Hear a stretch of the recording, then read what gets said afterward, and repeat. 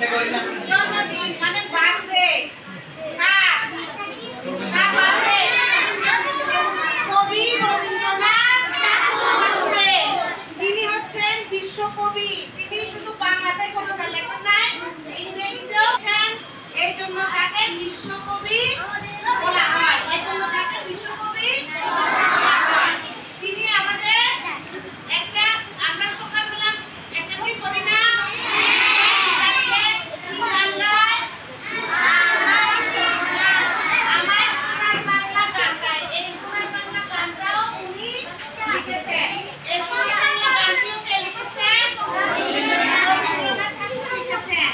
এটা আমাদের জাতীয় সঙ্গীত। এটা আমাদের কি জাতীয় সঙ্গীত? এই জাতীয় সঙ্গীতটাও লিখেছেন রবীন্দ্রনাথ ঠাকুর। এই জাতীয় সঙ্গীতটাও লিখেছেন কে? রবীন্দ্রনাথ ঠাকুর। মনে থাকবে? হ্যাঁ, ঠিক আছে। এখন আমরা দিদিমণি একটা কবিতা বলবে। এরপর তোমরা পাবে ক্লাস 5 এ গেলে। কোন ক্লাসে গেলে? ক্লাস 5 এ গেলে।